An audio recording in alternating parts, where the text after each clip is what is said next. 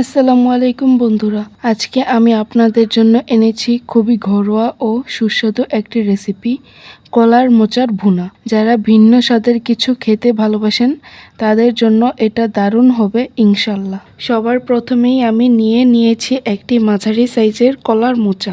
ভালোভাবে পরিষ্কার করে হাত দিয়ে আঁশ তুলে ছোট ছোট করে কেটে নিয়েছি। মোচাগুলো আমরা এখন কড়াইয়ে দিয়ে দিচ্ছি। এরপর পরিমাণ মতো পানি ও সামান্য লবণ দিয়ে ঢেকে রাখবো। হালকা আঁচে সিদ্ধ করব যাতে মোচা থেকে কষের ভাবটা উঠে যায়। এবার ঢাকনা দিয়ে কিছুক্ষণ ঢেকে রাখি যেন ভালোভাবে সিদ্ধ হয়ে নরম হয়ে আসে। মোচাগুলো সিদ্ধ হয়ে যাওয়ার পর এবার ঢাকনা খুলে নেব। এখন একটি ঝাঁঝরি বা চালনির সাহায্যে ঠান্ডা পানি দিয়ে ধুয়ে নেব। হাতে না ধরেও আপনি সহজেই পরিষ্কার করতে পারেন। শুধু ট্যাবের নিচে ধরে রাখলেই মোচার কষ ধুয়ে যাবে। প্রথমেই কড়াইয়ে দিয়ে দিচ্ছি পরিমাণ মতো তেল। তেল গরম হয়ে গেলে তাতে দিয়ে দিচ্ছি দুটো শুকনো মরিচ। শুকনো মরিচগুলো হালকা ভাজা হয়ে গেলে বুঝবেন এগুলো থেকে সুন্দর একটা ঘ্রাণ বের হচ্ছে। চাইলে আপনারা এখানে আরও কিছু মরিচ ব্যবহার করতে পারেন স্বাদ অনুযায়ী। মরিচগুলো ভাজা হয়ে গেলে এবার তুলে রাখছি আলাদা করে।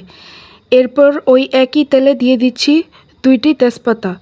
এরপর দিয়ে দিচ্ছি হাফ কাপ পরিমাণ পেঁয়াজ কুচি।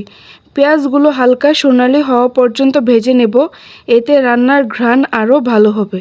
এবার দিয়ে দিচ্ছি সামান্য পরিমাণ লবণ, আর সঙ্গে দিয়ে দিচ্ছি 2 টেবিল চামচ পরিমাণ আদা রসুন বাটা।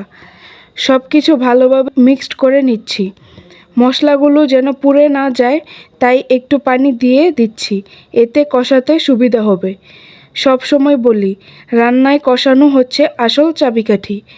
তরকারির স্বাদ, ঘ্রাণ সব কিছু নির্ভর করে এই কষানোর ওপর। যারা রান্নায় অভিজ্ঞ তারা জানে কষানো কতটা গুরুত্বপূর্ণ। মশলাগুলো কষাতে গিয়ে দেখলাম পানির পরিমাণ একটু কম হয়ে গেছে, তাই আমি এখন সামান্য পরিমাণ পানি অ্যাড করে দিচ্ছি। এখন দিয়ে দিচ্ছি 1 টেবিল চামচ পরিমাণ হলুদ গুঁড়ো এবং 1 টেবিল চামচ পরিমাণ ধনিয়ার গুঁড়ো। মশলাগুলো ভালোভাবে মিক্সড করে নিচ্ছি যেন প্রতিটি উপকরণ মশলার সাথে ভালোভাবে মিশে যায়। একটু সময় নিয়ে কষিয়ে নিলে রান্নাটা হবে আরও মজাদার। এবার দিয়ে দিচ্ছি হাফ টেবিল চামচ পরিমাণ জিরার গুঁড়ো। জিরার গুঁড়ো রান্নার দারুণ ঘ্রাণ আনে আর স্বাদও অনেক বাড়িয়ে দেয়। ভালোভাবে মিক্সড করে নিচ্ছি বাকি মশলার সঙ্গে। দেখতেই পাচ্ছেন মশলা থেকে একটা দারুণ কালার চলে এসেছে।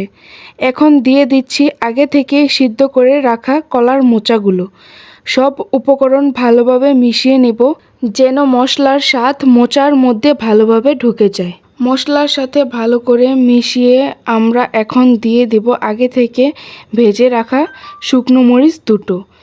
কেউ কেউ শুকনো মরিচ কম পছন্দ করতে পারেন, তাই আপনারা চাইলে কাঁচামরিচও ব্যবহার করতে পারেন।